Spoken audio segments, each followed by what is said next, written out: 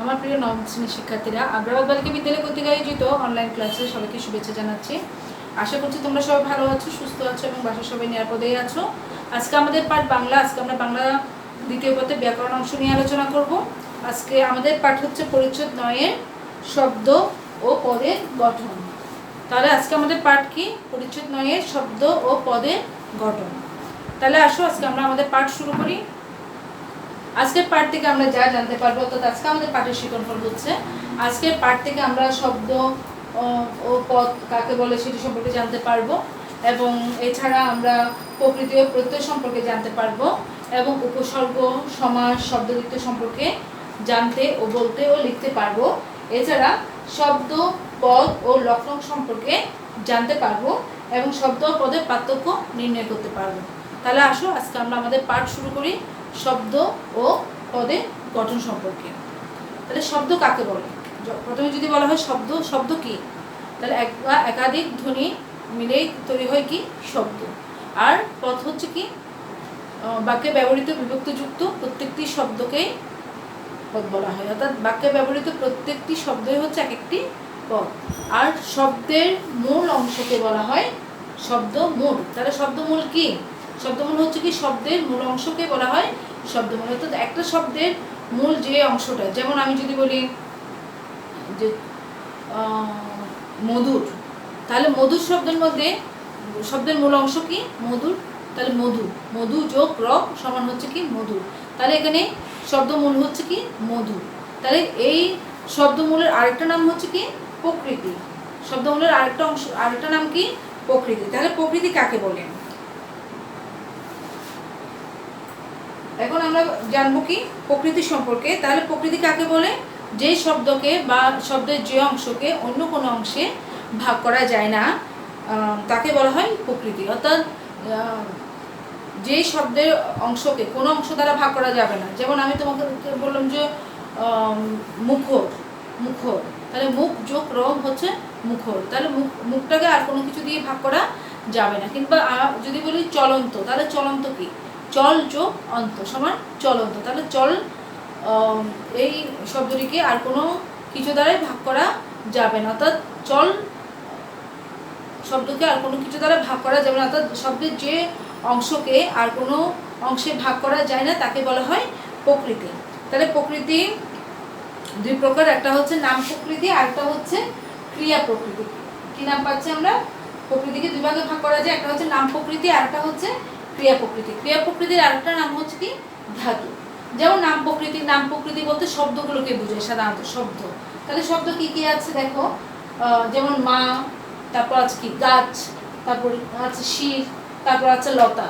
যেমন মা দিয়ে তুমি শব্দ তৈরি করতে পারবো মায়ের, তাহলে মা যোগ এর মায়ের, তাহলে শব্দ তৈরি হয়ে গেছে। তাহলে নাম প্রকৃতি হচ্ছে কি? শব্দ। তাহলে শব্দ যেমন এখানে দেখা যাচ্ছে শব্দের মূলগুলো দেখো মা, গাছ। গাছ দিয়ে তুমি যে কোনো একটা শব্দ তৈরি করতে পারো, গাছের সাথে আরেকটা শব্দ গ্যাছ তৈরি করতে পারবা, বা লতা, লতার সাথে আরেকটা তৈরি করতে পারবে লতানো। এভাবে করে কিন্তু এই যে মা, গাছ, শির, লতা এগুলো হচ্ছে কি? নাম প্রকৃতি। এখন আসো ক্রিয়া প্রকৃতি। ক্রিয়া প্রকৃতি বা ধাতু। তাহলে কি আছে দেখো, কর। এই যে আমি বলছি কর, তাহলে কর আছে, যা আছে, চল আছে, ধৃ আছে, এগুলো হচ্ছে কি? ধাতু। তো কর দিয়ে বলো, যেমন করছি, কর যোগছি, করবে, কর যোগবে, করবে, করলাম, কর যোগলাম। তাহলে কর দিয়ে আমরা অনেকগুলো শব্দ তৈরি করতে পারি। তাহলে করটা হচ্ছে কি এখানে? ক্রিয়া প্রকৃতি বা ধাতু। বা যা দিয়ে বলতে পারি যাচ্ছি, যাব, যাচ্ছি, যাচ্ছিলাম, সেরকম। চল দিয়ে চলন্ত বলতে পারো, চলছি বলতে পারো, এরকমই। তাহলে কর, যা, চল, ধৃ এগুলো হচ্ছে কি? ক্রিয়া প্রকৃতি বা ধাতু। তাহলে এখানে আমরা বুঝে গেছি যে প্রকৃতি কাকে বলে এবং প্রকৃতির কয়টি অংশ? দুটো। প্রকৃতিকে দুই ভাগে ভাগ করেছে, একটা হচ্ছে নাম প্রকৃতি, একটা হচ্ছে ক্রিয়া প্রকৃতি। এরপরে আসো নাম প্রকৃতি এবং ধাতুর সাথে যেসব শব্দাংশ যুক্ত হয়ে নতুন শব্দ গঠন করে সেগুলোকে বলা হচ্ছে, সেগুলো হচ্ছে উপসর্গ ও প্রত্যয়। এখন আমরা জানবো কি? উপসর্গ ও প্রত্যয় সম্পর্কে জানতে পারবো। তাহলে উপসর্গ কি? অর্থাৎ নাম প্রকৃতি বা ধাতুর যে অংশগুলো, ধাতুর সঙ্গে যে শব্দাংশগুলো যুক্ত হয় সেগুলো হচ্ছে কি? উপসর্গ আর প্রত্যয়। তাহলে উপসর্গ কাকে বলে? উপসর্গ, উপসর্গ কি? তাহলে উপসর্গ হচ্ছে কতগুলো অব্যয়জাত শব্দ যেগুলো ধাতু বা শব্দের পূর্বে বসে নতুন নতুন শব্দ তৈরি করে তাকে বলা হয় উপসর্গ। উপসর্গ কাকে বলে? অর্থাৎ যে সকল অব্যয়জাত শব্দাংশ ধাতু বা শব্দের পূর্বে বসে নতুন নতুন শব্দ তৈরি করে তাকে বলা হয় উপসর্গ। তাহলে উপসর্গগুলো আবার উপসর্গকে 3 ভাগে ভাগ করা যায়, যেমন তৎসম উপসর্গ, খাঁটি বাংলা উপসর্গ, আর একটা হচ্ছে বিদেশি উপসর্গ। এই যে তৎসম উপসর্গ বলছে, তাহলে তৎসম উপসর্গগুলো কি?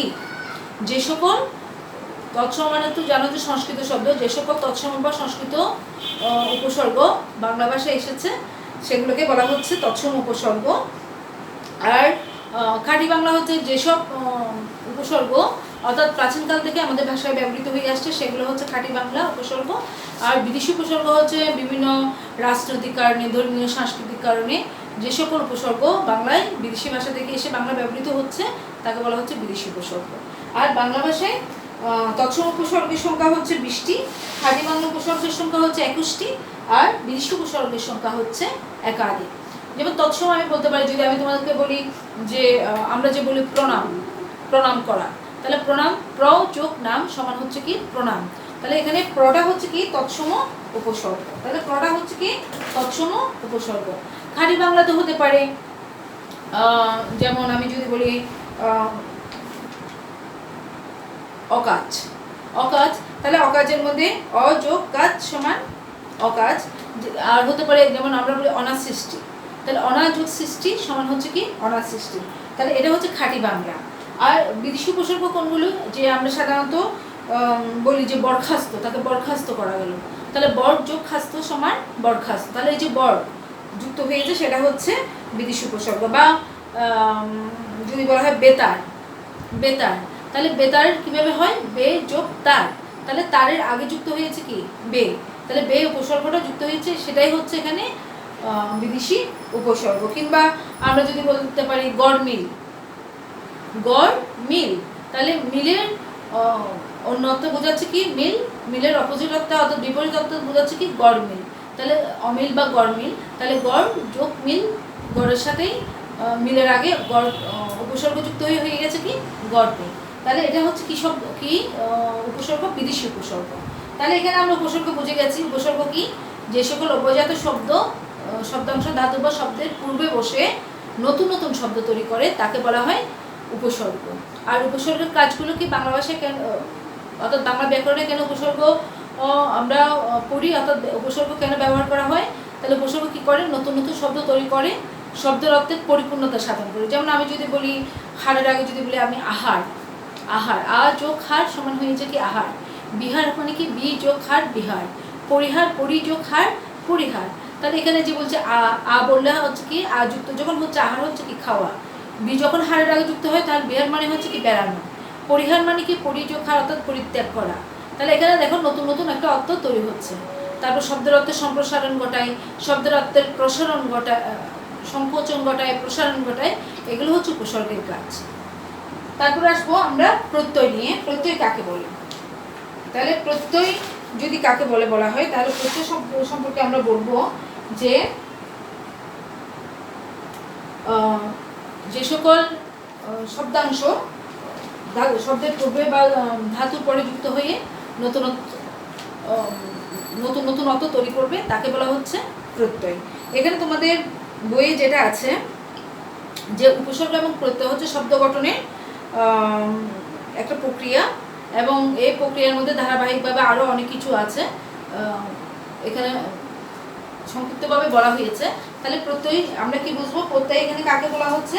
প্রত্যয় হচ্ছে কি ওই যে প্রত্যয় আছে, প্রত্যয় হচ্ছে ধাতু বা শব্দের অর্থাৎ নাম প্রকৃতি বা ক্রিয়া প্রকৃতির পরে বসে যেগুলো নতুন নতুন শব্দ তৈরিতে সহায়তা করে সেটাই হচ্ছে প্রত্যয়। আবার প্রত্যেকে দুই ভাগে ভাগ করা যায়, একটা হচ্ছে কৃত প্রত্যয় আর একটা হচ্ছে তদ্বিত প্রত্যয়। তাহলে কৃত প্রত্যয় হচ্ছে কি অর্থাৎ ক্রিয়া প্রকৃতির পরে যে প্রত্যয়গুলো যুক্ত হবে সেটা হচ্ছে কৃত প্রত্যয়, আর তদ্বিত প্রত্যয় হচ্ছে শব্দের পরে অর্থাৎ নাম প্রকৃতির পরে যে প্রত্যয়গুলো যুক্ত হবে তাকে বলা হচ্ছে তদ্বিত প্রত্যয়। যেমন আমি যদি তোমাকে বলি যে হাতল, হাতল, তাহলে হাতল শব্দটাকে বিশ্লেষণ করলে আমরা কি পারবো? হাত যোগ ল হাতল। কিংবা যদি বলি মুখর, তাহলে মুখর শব্দটাকে বিশ্লেষণ করলে আমরা কি পাবো? মুখ যোগ র, এই যে মুখের সাথে আমি র যুক্ত করেছি, হাতলের সাথে যে ল যুক্ত করেছি সেটাই হচ্ছে তদ্ধিত প্রত্যয়, অর্থাৎ শব্দের সাথে যেটা যুক্ত হবে সেটা হচ্ছে তদ্ধিত প্রত্যয়। আর কৃত প্রত্যয় কি, অর্থাৎ ক্রিয়া প্রকৃতির পরে যে প্রত্যয়গুলো যুক্ত হবে সেটা হচ্ছে কৃত প্রত্যয়। অর্থাৎ যেমন আছে চল যোগ অন্ত সমান কি হয়ে গেছে চলন্ত, ডুব যোগ অন্ত ডুবন্ত, বা আমি যদি বলি জম যোগ আ, জম যোগ আ, তাহলে কি হবে জমা।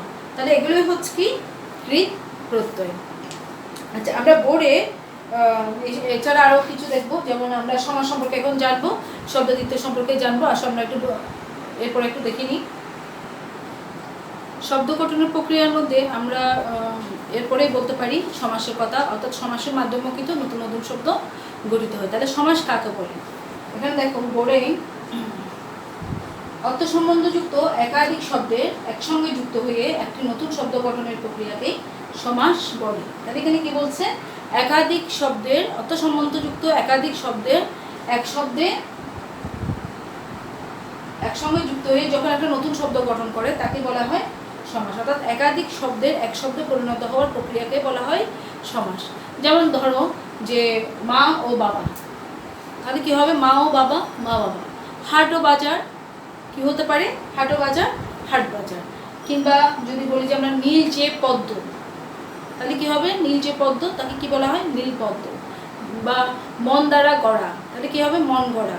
কিংবা বিলাত হতে ফেরত, তাহলে কি হবে এটা বিলাত ফেরত। এরকম একাধিক শব্দের এক শব্দে পরিণত হওয়াকে, একাধিক শব্দের এক শব্দে পরিণত হওয়াকে বলা হচ্ছে সমাস। তাহলে সমাসের মাধ্যমে কি হয় নতুন নতুন শব্দ গঠিত হয়। এরপর আসবো আমরা শব্দদ্বিত্ব। তাহলে শব্দদ্বিত্ব মানে কি? শব্দদ্বিত্ব হচ্ছে কি একই শব্দ পরপর দুবার ব্যবহৃত হয়ে যখন একটা বিশিষ্ট অর্থ প্রকাশ করে তাকে বলা হয় শব্দদ্বিত্ব। শব্দদ্বিত্বকে শব্দ দ্বৈতও বলা হয়, আবার দ্বিরুক্ত শব্দও কিন্তু বলা হয়। তাহলে শব্দদ্বিত্ব কি, অর্থাৎ একাধিক একই শব্দ যদি পরপর দুবার ব্যবহৃত হয়ে যখন একটা নতুন অর্থ প্রকাশ করে তখন তাকে বলা হয় শব্দদ্বিত্ব। অর্থাৎ কোনো শব্দের দ্বৈত ব্যবহারে নতুন শব্দ গঠিত হলে, দ্বৈত মানে কি দুইবার, কোনো শব্দের দ্বৈত ব্যবহারে যখন একটা নতুন শব্দ গঠিত হয় তাকে বলা হয় শব্দদ্বিত্ব। যেমন আমরা বলতে পারি যে ফোঁটা ফোঁটা, ফোঁটা ফোঁটা বৃষ্টি পড়ছে, তাহলে ফোঁটা ফোঁটা বৃষ্টি পড়ছে, তাহলে ফোঁটা ফোঁটা শব্দটা আমি কয়বার ব্যবহার করেছি, দুইবার ব্যবহার করেছি।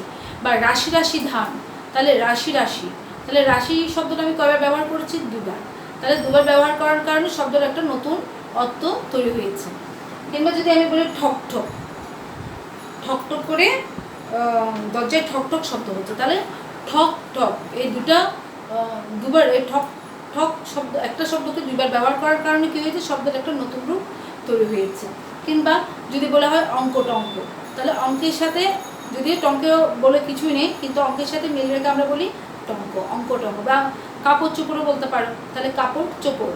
তাহলে একই শব্দকে আমরা কী করছি দুবার ব্যবহার করছি বা একটু অন্যভাবে ব্যবহার করে তৈরি হচ্ছে কি শব্দদ্বিত্ব। এভাবে কিন্তু শব্দদ্বিত্বের মাধ্যমেও কিন্তু নতুন নতুন শব্দ গঠিত হয়। এখন আসো আমরা পদ ও শব্দের সম্পর্কগুলো নিয়ে একটু আলোচনা করব। এখন আমরা শব্দ ও পদের নিয়ে একটু বিশ্লেষণ করব। যেমন শব্দ যখন বাক্যের মধ্যে থাকে তখন তা হয় পদ, অর্থাৎ বাক্যে প্রতিটি শব্দই হচ্ছে এক একটি পদ, তো বাক্যে ব্যবহৃত বিভক্তিযুক্ত শব্দকে পদ বলে। তাহলে এখানে যে আমরা পদের মধ্যে কি পাচ্ছি, শব্দ পাচ্ছি, অর্থাৎ এক একটা শব্দ থেকে কি হয়ে যাচ্ছে এক একটা পদ তৈরি হয়। আর পদে পরিণত হওয়ার সময় শব্দের মধ্যে যে কিছু শব্দাংশ যুক্ত হয় তাকে বলা হয় লক্ষ্ণ। তাহলে লক্ষ্ণ কি, পদে পরিণত হওয়ার জন্য অনেক সময় কি হয়, হওয়ার সময় শব্দের সঙ্গে কিছু শব্দাংশ যুক্ত হয় তখন তাকে বলা হয় লক্ষ্ণ। তাহলে লক্ষ্ণ হচ্ছে কয় প্রকার, চার প্রকার, যেটা আছে কি সমাস আছে, তারপর আছে বচন আছে, এছাড়া আমরা বলতে পারি নির্দেশ্য, বলক, এগুলোই হচ্ছে লক্ষ্ণ। তাহলে যখন আমরা শব্দের সাথে অর্থাৎ বাক্যে ব্যবহৃত হচ্ছে, যেমন আমি কাল বাড়িতে যাব, তাহলে আমি আগামীকাল বাড়িতে বেড়াতে যাব, তাহলে আগামীকাল বাড়িতে আমি কিন্তু বাড়ি বলছি না, কি বলছি বাড়ির সাথে কি যুক্ত করেছি তে, তাহলে এগুলোই হচ্ছে কি লক্ষ্ণ। তাহলে লক্ষ্ণ কয় প্রকার, চার প্রকার। যেমন আছে প্রথমে আমরা পাচ্ছি কি বিভক্তি। তাহলে বিভক্তি কাকে বলে, অর্থাৎ একটা বাক্যে একটা শব্দের সাথে আরেকটা শব্দ সংযুক্ত করার জন্য আমরা শব্দের সাথে যে শব্দাংশগুলো যোগ করি সেটাই হচ্ছে বিভক্তি, অর্থাৎ যে বর্ণ বা বর্ণ সমষ্টি যুক্ত করি তাই হচ্ছে বিভক্তি। আবার ক্রিয়ার অনেক সময় হয় কি, ক্রিয়ার কাল নির্দেশ করার জন্য কিংবা যখন আমরা কারক বুঝাই সেগুলোর ক্ষেত্রেও কিন্তু আমরা যে শব্দাংশগুলো যুক্ত করি সেগুলোই হচ্ছে বিভক্তি। অর্থাৎ ক্রিয়ার কাল নির্দেশের জন্য এবং কারক বোঝাতে আমরা শব্দের সাথে যে শব্দাংশগুলো যুক্ত করি তাকে বলা হয় কি, বিভক্তি। যেমন আমরা পড়েছি বিভক্তি, ক্রিয়া বিভক্তি, আরেকটা কি পড়েছিলাম, আরেকটা বলেছিলাম কারক বিভক্তি।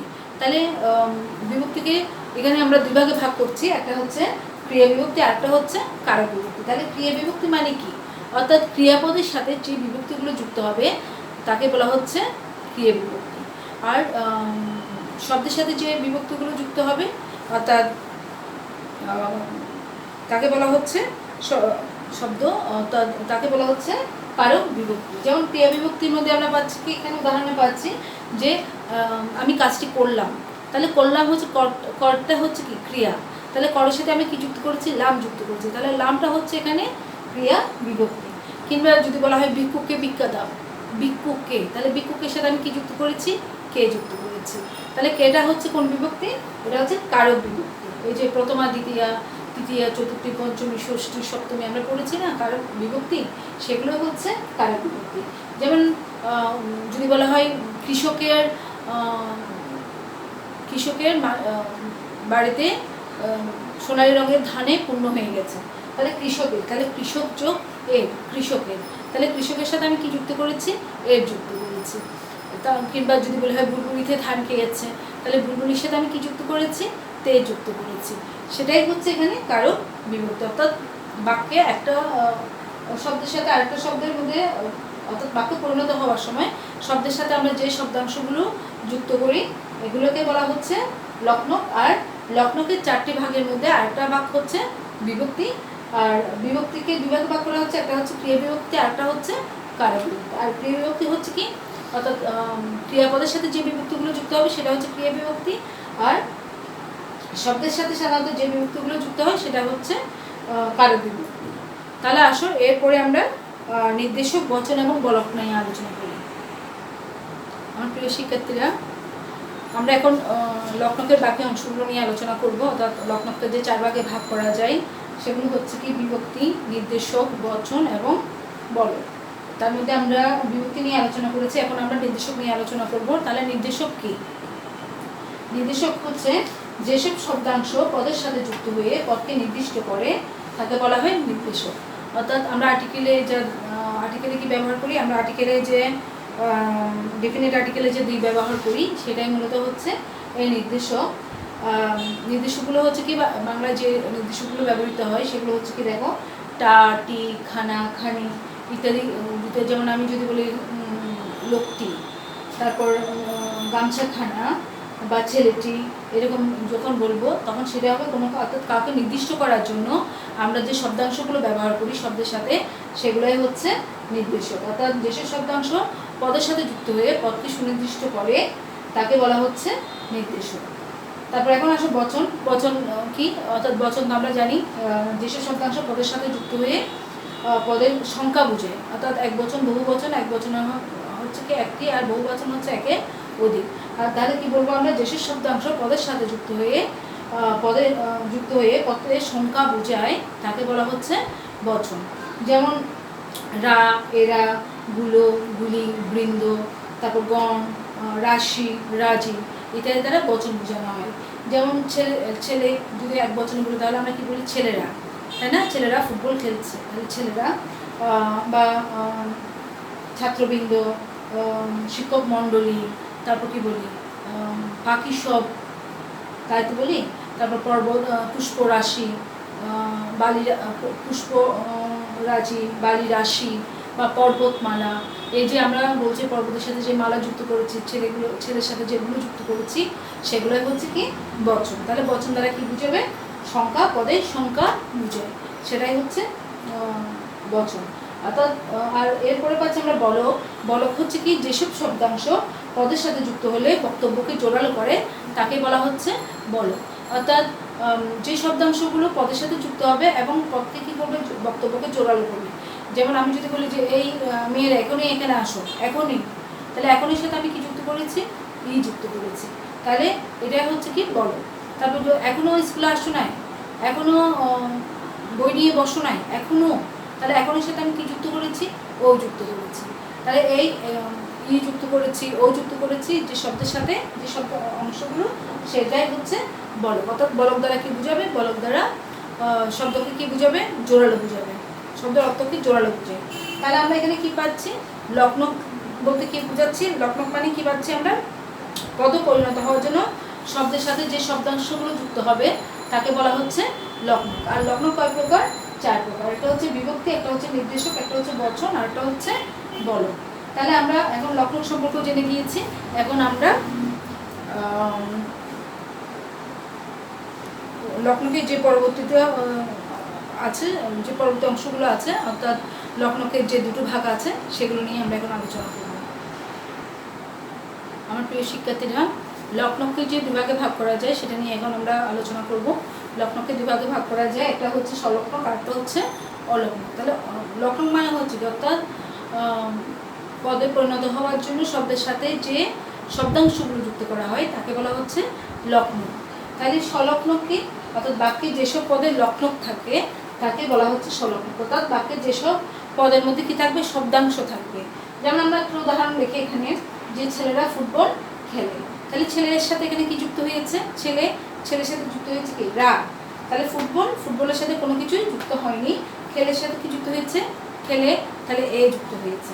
তাহলে এখানে কি যুক্ত হয়েছে, যে শব্দাংশগুলো যুক্ত হয়েছে তাকে বলা হচ্ছে সলক্ষ্ণক। আর অলক্ষ্ণক হচ্ছে কি, বাক্যের যেসব পদে কোনো লক্ষ্ণক থাকে না সেগুলোকে বলা হচ্ছে অলক্ষ্ণক। যেমন মেয়েরা বই পড়ছে, তাহলে মেয়েদের সাথে তো আছে, মেয়েদের সাথে কি আছে, রা আছে, পড়ছের সাথে কি আছে, ছে আছে, কিন্তু বইয়ের সাথে কোনো শব্দাংশ যুক্ত হয়নি, তাহলে সেটাই হচ্ছে অলক্ষ্ণক। তাহলে আমরা এখানে বুঝতে পেরেছি সলক্ষ্ণক মানে যেই পদে লক্ষ্ণক থাকবে, অর্থাৎ শব্দাংশ থাকবে তাকে বলা হচ্ছে সলক্ষ্ণক। আর যেসব পদে কোনো লক্ষ্ণক থাকে না, অর্থাৎ কোনো শব্দাংশ যুক্ত হয় না, তাকে বলা হচ্ছে অলক্ষ্ণক। তাহলে এখানে আমরা বুঝতে পেরেছি সলক্ষ্ণক আর অলক্ষ্ণক কি। এখন আমরা পদ শব্দের পার্থক্যগুলো নিয়ে একটু আলোচনা করব। আমার প্রিয় শিক্ষার্থীরা, তোমরা নিশ্চয়ই এতক্ষণে খাতায় ব্যাকরণের অংশগুলো লিখে নিয়েছো, অর্থাৎ গুরুত্বপূর্ণ বিষয়গুলো নিশ্চয়ই লিখে নিয়েছো। এখন আমরা শব্দ ও পদের পার্থক্যগুলো নিয়ে একটু আলোচনা করব। দেখো, শব্দ হচ্ছে কি, শব্দ হচ্ছে বিভিন্ন প্রতিটি জনগোষ্ঠীর যে নিজস্ব একটা শব্দ ভাণ্ডার আছে, অভিধানে এই শব্দগুলো সেখানে সংকলিত হয়। অর্থাৎ প্রতিটি জনগোষ্ঠী যেসব ভাষায়, তাদের ভাষায় যেসব শব্দগুলো ব্যবহার করে সেই শব্দগুলোই, অর্থাৎ প্রমিত শব্দগুলো সে অভিধানে সংকলিত হয়। আর কথা হচ্ছে কি, শব্দ যখন বাক্যে স্থান পায়, শব্দ যখন বাক্যে স্থান পাবে তখন সেটাই হয়ে যায় কি, পদ। তারপর 2 নম্বরে দেখো, অভিধানী শব্দগুলো কি থাকবে, অভিধানী শব্দগুলো কীরকম থাকে, বিচ্ছিন্ন থাকে এবং পরস্পর সম্পর্কহীন। কিন্তু বাক্যের মধ্যে পদগুলো কেমন থাকবে, পরস্পরের সাথে সম্পর্ক যুক্ত থাকবে। যখন বাক্যে থাকবে তখন কি হবে, পদগুলো হবে একটার সাথে একটা সম্পর্ক যুক্ত।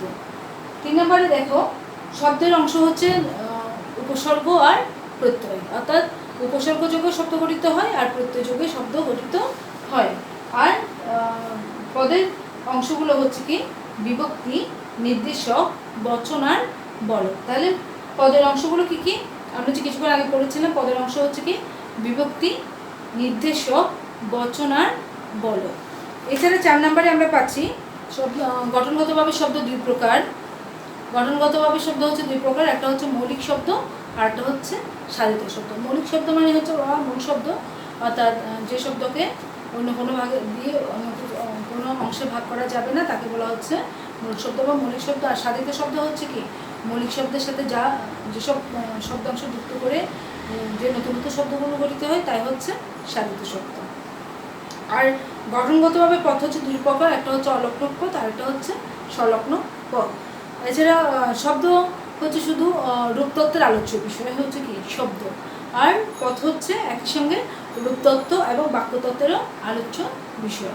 অর্থাৎ রূপতত্ত্বে কী কী বিষয় শব্দের দিয়ে যা যা হয়, উপসর্গ, প্রত্যয়, কারক, এগুলো হচ্ছে সমাস, এগুলো হচ্ছে অর্থাৎ রূপতত্ত্বের আলোচ্য বিষয়।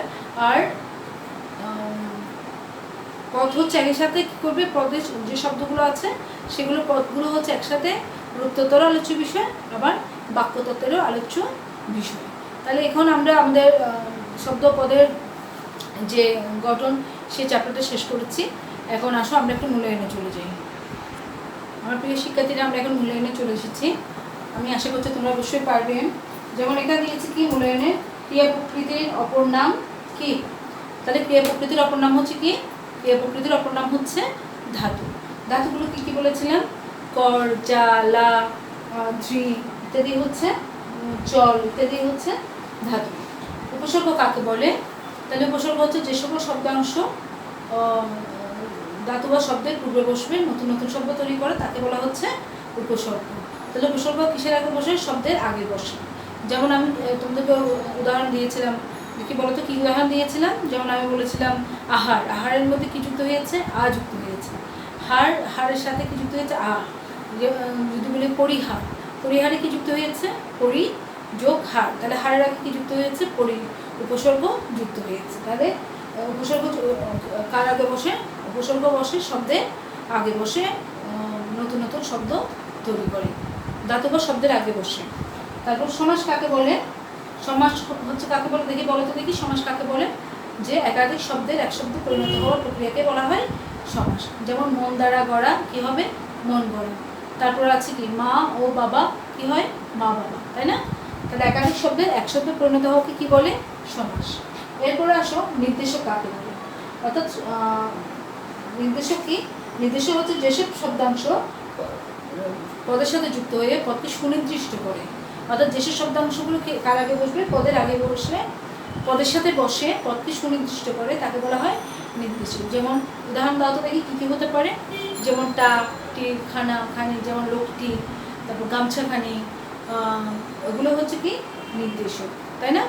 তাহলে আসো আমরা এখন বাড়ির কাজে চলে যাই।